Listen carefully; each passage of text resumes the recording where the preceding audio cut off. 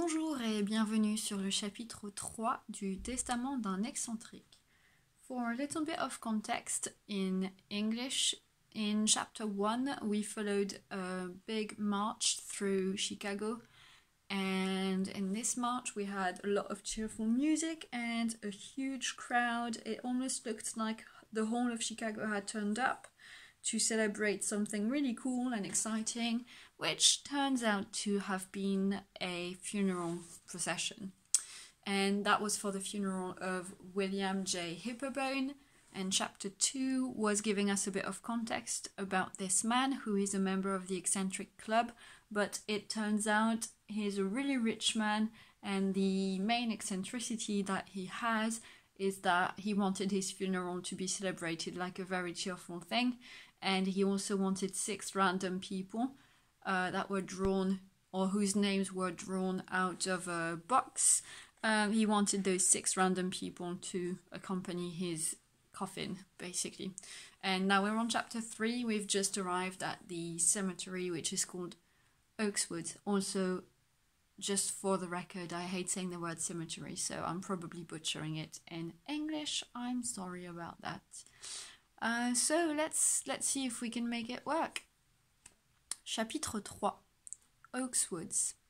Ce nom d'Oakswoods indique que l'emplacement occupé par le cimetière fut autrefois couvert d'une forêt de chênes, l'arbre par excellence de ces vastes solitudes de l'Illinois, jadis dénommé Prairie State à cause de l'exubérance de sa végétation. De tous les monuments funéraires qu'il contenait, plusieurs de haut prix, aucun ne pouvait être comparé à celui que William J. Hipperbone avait fait édifier quelques années avant pour son usage personnel. On le sait, les cimetières américains, comme les cimetières anglais, sont de véritables parcs. Rien n'y manque de ce qui peut enchanter le regard, ni pelouse, ni ombrage, ni eau courante. Il ne semble pas que l'âme puisse s'y attrister. Les oiseaux y gazouillent plus joyeusement qu'ailleurs, peut-être parce que leur sécurité est complète en ces champs consacrés au suprême repos. C'était près d'un petit lac aux eaux calmes et transparentes que s'élevait le mausolée construit sur les plans et par les soins de l'honorable William J. Hipperbone. Ce monument, dans le goût de l'architecture anglo-saxonne, se prêtait à toutes les fantaisies de ce style gothique qui touche à la Renaissance. Il tenait à la fois de la chapelle par sa façade, surmontée d'un clocher dont la flèche pointait à une centaine de pieds au-dessus du sol, de la villa ou du cottage par la disposition de sa toiture et de ses fenêtres doublées de windows en forme de mirador à vitrail coloré. Le clocher, orné de crosses et de fleurons, supporté sur les contreforts de la façade, renfermait une cloche d'une sonorité puissante, qui battait les heures de l'horloge lumineuse posée à sa base. La voix métallique de cette cloche, lorsqu'elle s'échappait à travers les auvents ajourés et dorés, se faisait entendre au-delà de l'enceinte d'Oakswoods jusqu'aux rives du Michigan.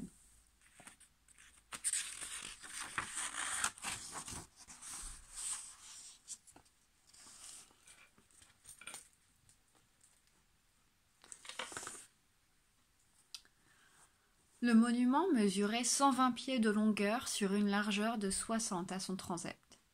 Il affectait en plan géométral la forme d'une croix latine, terminée par une abside en rotonde.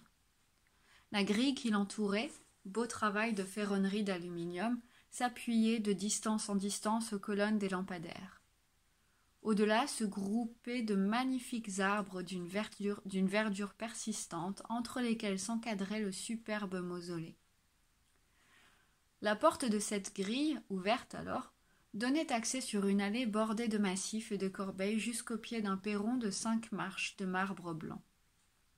Au fond du large palier s'évidait un portail aux battants de bronze dont les découpures représentaient des entrelacements de fruits et de fleurs. Cette entrée desservait une antichambre meublée de divans à gros clous d'or et ornée d'une jardinière de porcelaine chinoise dont les bouquets étaient fréquemment rafraîchis. À la voûte pendait un lustre de cristal à 7 branches, garni d'ampoules électriques. Par des bouches de cuivre, ménagées aux angles, s'évaporait la température égale et douce d'un calorifère, entretenu pendant la saison froide par le gardien d'Oakswoods et qui fournissait l'air chaud à l'intérieur du monument. En poussant les panneaux de glace d'une porte faisant face au portail du perron, on pénétrait dans la pièce principale de l'édifice. C'était un hall spacieux, de forme circulaire, où se déployait le luxe extravagant permis à un archimillionnaire qui veut se continuer après sa mort les opulences de sa vie. À l'intérieur, la lumière se versait généreusement par le plafond de verre dépoli qui fermait la partie supérieure de la voûte. À la surface des murs couraient des arabesques, des rinceaux, des listels, des bossages, des fleurons, des vernicules, aussi finement dessinés et sculptés que ceux d'un alhambra. Leurs bases disparaissaient derrière les divans aux étoffes éclatantes. Çà et là se dressaient des statues de bronze et de marbre, faunes et nymphes. Entre les piliers d'un stuc éblouissant, sur lesquels reposaient les nervures de la voûte, on pouvait admirer quelques tableaux de maîtres modernes, la plupart des paysages, dans leur bordure d'or piquée de points lumineux. D'épaisses bandes de tapis moelleux recouvraient le pavé décoré de mosaïques miroitantes. Au-delà du hall, au fond du mausolée, s'arrondissait l'abside, éclairée par une large verrière dont les splendides vitraux s'enflammaient lorsque le soleil, à son déclin, les frappait de ses obliques rayons. Cette abside était garnie de tous les objets de l'ameublement moderne. Fauteuils, chaises, rocking chairs, canapés, l'encombraient dans un désordre voulu. Sur une table gisaient pêle-mêle livres et brochures, journaux et revues de l'Union et de l'étranger. Derrière ces vitres, un dressoir pourvu de sa vaisselle offrait les diverses variétés d'un encas toujours servi, chaque jour renouvelé, conserves délicates, onctueux sandwichs, gâteaux secs, flacons de vin fin, fioles de liqueur qui étincelaient de marques illustrées. Quel endroit heureusement disposé, on l'avouera, pour la lecture, la sieste ou le luncheon. Au centre du hall, baigné de la lumière que le dôme laissait filtrer par les glaces, se dressait un tombeau de marbre blanc, enrichi de fines sculptures, dont les angles reproduisaient la figure d'animaux héraldiques. Ce tombeau, entouré d'un cercle d'ampoules en pleine incandescence, était ouvert, et la pierre qui devait s'y rabattre avait été redressée. C'était là qu'allait être placé le cercueil dans lequel le corps de William J. Hepburn reposait, sur son capitonnage de satin blanc. Certes, un tel mausolée ne pouvait inspirer des idées... Certes, un tel mausolée ne pouvait inspirer des idées funèbres. Il évoquait plutôt la joie que la tristesse. À travers l'air pur qui le remplissait, on ne sentait pas ce frôlement des ailes de la mort qui palpitent au-dessus des tombes d'un cimetière. Et, pour tout dire, n'était-ce pas le monument digne de l'original américain à qui on devait le si peu attristant programme de ses funérailles, et devant lequel allait s'achever cette cérémonie, où les chants d'allégresse s'étaient mêlés au joyeux hurrah de la foule? Il est à noter que William J. Hepburn ne manquait jamais de venir 2 fois chaque semaine, le mardi et le vendredi, passer quelques heures à l'intérieur de son mausolée. De temps en temps, plusieurs de ses collègues l'accompagnaient. En somme, c'était un lieu de conversation des plus confortables et des plus tranquilles. Étendus sur les divans de l'abside, assis devant la table, ces honorables personnages faisaient la lecture, s'entretenaient de la politique du jour, du cours des valeurs et des marchandises, des progrès du jingoïsme, autrement dit du chauvinisme dans les diverses classes de la société, des avantages ou des désavantages du Bill McKinley dont les esprits sérieux se préoccupaient sans cesse. Et tandis qu'ils devisaient ainsi, les domestiques présentaient les plateaux du lunch. Puis, l'après-midi écoulé en des conditions si agréables, les équipages remontaient Grove Avenue et ramenaient à leur hôtel les membres de l'Eccentric Club. Il va sans dire que nul ne pouvait pénétrer si ce n'est le propriétaire dans son cottage d'Oakswoods, comme il l'appelait. Le gardien du cimetière, chargé de l'entretien du dit cottage, en possédait seul une seconde clé. Décidément, si William J. Hepburn ne s'était guère distingué de ses semblables dans les actes de sa vie publique, du moins sa vie privée, partagée entre le cercle de Mohawk Street et le mausolée d'Oakswoods, présentait-elle certaines bizarreries qui permettaient de le ranger parmi les excentriques de son temps. Come on. There we go. Il n'aurait plus manqué, pour reculer l'excentricité à ses dernières limites, que le défunt n'eût pas réellement trépassé. Or, ses héritiers, quels qu'ils fussent, pouvaient être rassurés à cet égard. Il n'y avait pas là un cas de mort apparente, mais un cas de mort définitive. À cette époque, d'ailleurs, on appliquait déjà les rayons ultra-X du professeur Friedrich Delbing, en Prusse, connu sous le... Pardon Connu... Oh là là 3, 4. Connu sous le nom de... I can't read. Kritischhall... Let's go back to the paper. Connu sous le nom de Kritischhallen.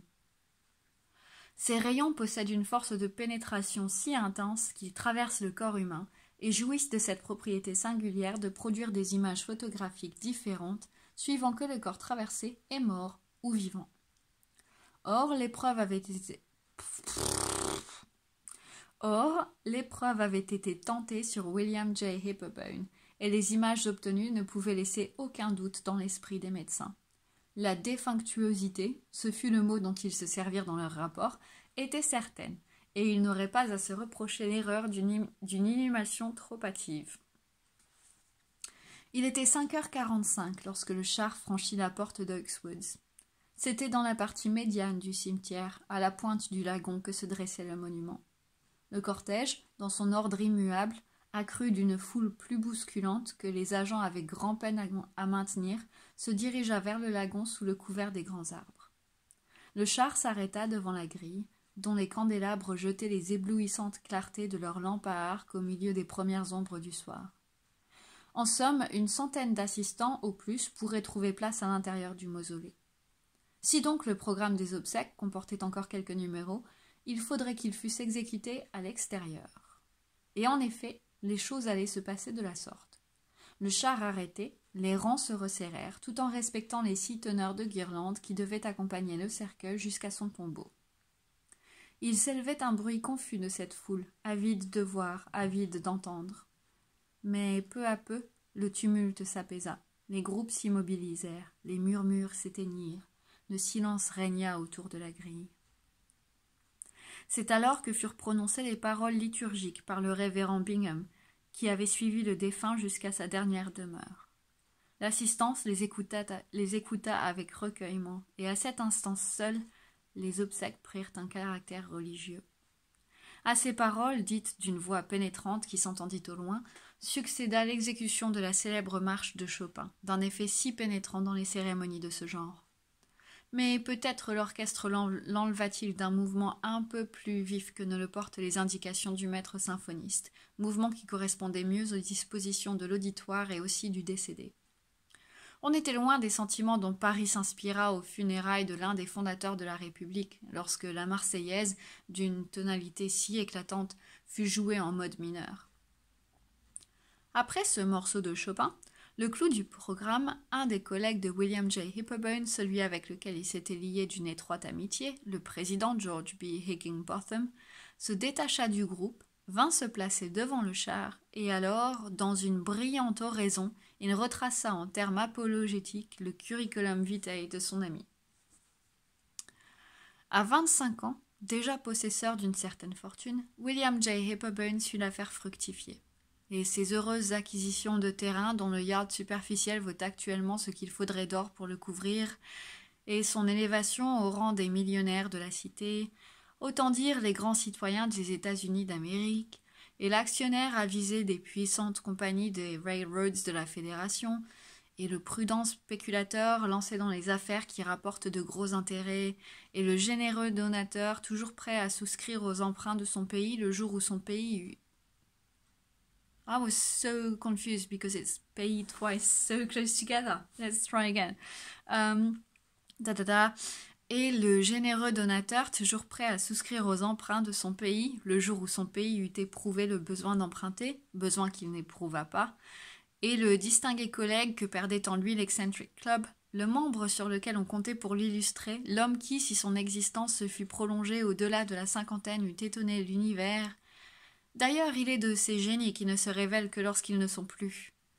Sans parler de ses funérailles, accomplies dans des circonstances que l'on sait, au milieu du concours d'une population tout entière, il était à croire que les suprêmes volontés de William J. Hepburn imposeraient des conditions exceptionnelles à ses héritiers. Nul doute que son testament contint des clauses de nature à provoquer l'admiration des deux Amériques, qui valent à elles seules les 4 autres parties du monde. Ainsi parla George B. Higginbotham, non sans produire une générale émotion. Il semblait que William J. Hepburn allait apparaître aux yeux de la foule, agitant d'une main l'acte testamentaire qui devait immortaliser son nom, et de l'autre versant sur la tête des 6 les millions de sa fortune. Au discours du plus intime des amis du défunt, le public répondit par des murmures flatteurs, qui gagnèrent peu à peu jusqu'au dernier rang dans l'enceinte d'Uxwoods. Ceux qui avaient entendu communiquèrent leur impression à ceux qui n'avaient pu entendre, et qui ne furent pas les moins attendris de l'auditoire. Puis, l'orphéon et l'orchestre, unis dans un bruyant ensemble de voix et d'instruments, exécutèrent le formidable Alléluia du Messie de Handel.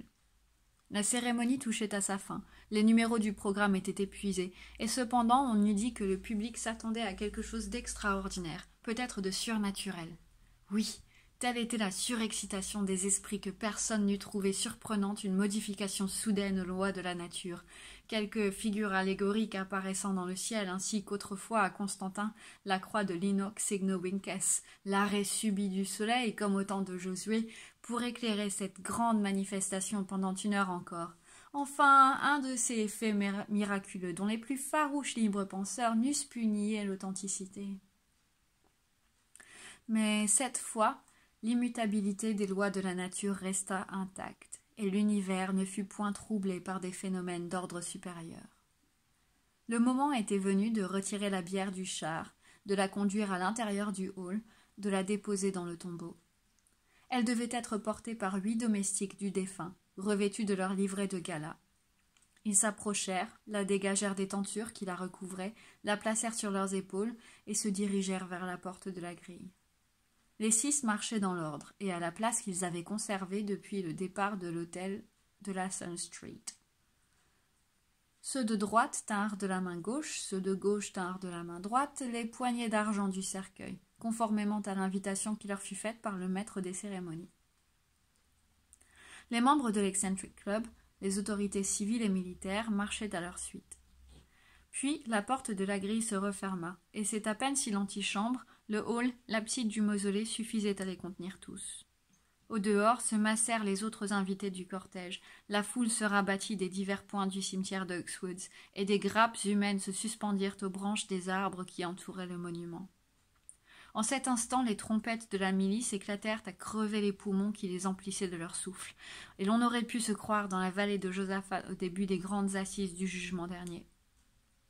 Alors se fit un immense lâcher d'oiseaux, enrubannés de bandelettes multicolores, qui s'éparpillèrent à la surface du lagon, au-dessus des ramures, poussant de joyeux cris de délivrance, et il sembla que l'âme du défunt, emportée dans leur vol, s'enlevait à travers les profondeurs du ciel. Dès que les degrés du perron eurent été gravis, le cercueil franchit le premier portail, puis le second, s'arrêta à quelques pas du tombeau, dans lequel les porteurs l'introduisirent. La voix du révérend Bingham se fit de nouveau entendre, demandant à Dieu d'ouvrir largement les portes célestes à feu La voix du révérend Bingham... I'm going to get there, third time lucky.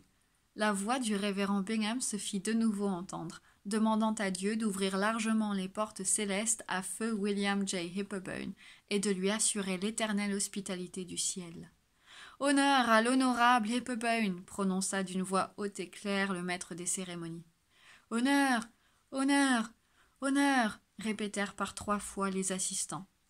Et après eux, au dehors, des milliers de bouches lancèrent ce dernier adieu dans l'espace. Alors les 6 firent processionnellement le tour du tombeau, reçurent le salut de George B. Higginbotham au nom des membres de l'Eccentric Club et se disposèrent à quitter le hall.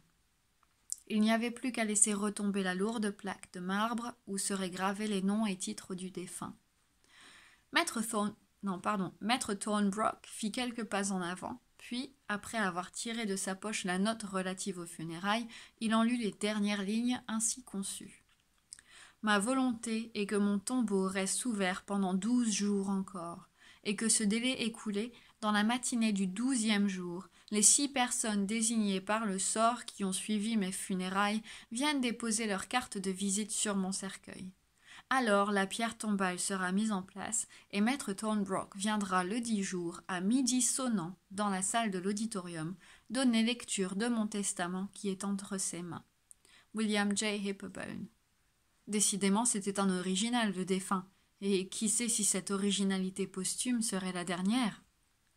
L'assistance se retira et le gardien du cimetière referma les portes du monument, puis celles de la grille. Il était près de 8 heures. Le temps n'avait pas cessé de se tenir au beau. Il semblait même que la sérénité du ciel fût plus complète encore au milieu des primes ombres du soir. D'innombrables étoiles scintillaient au firmament, ajoutant leur douce clarté à celle des lampadaires qui brillaient autour du mausolée. La foule s'écoula lentement par les diverses issues du cimetière, désireuse de repos à la fin d'une si fatigante journée. Pendant quelques instants, un tumultueux bruit de pas troubla les rues avoisinantes, et la tranquillité régna enfin dans ce lointain quartier d'Oaks Woods. And that's it for chapter 3. So we've had the actual putting of the coffin inside the tomb, but we've also found out that the tombstone cannot be put on top before 12 days, and that the will cannot be opened before 12 days. So we still don't really know what's in the will and what the 6 people that were randomly chosen will need to do or might get for having gone along with the funeral. Maybe they'll get some money, maybe there'll be something eccentric. I'm guessing there'll be something a little bit eccentric and crazy going on because that's the whole point of the story. Thanks for listening. As ever, like and comment if you liked it, and if you have something to say, share and subscribe if there's any content on my channel that interests you, and I will see you for another chapter, probably tomorrow, chapter 4, which will be Les Six, so that's quite funny. Chapter 4 is titled The Six Ones, or The Six. Bye!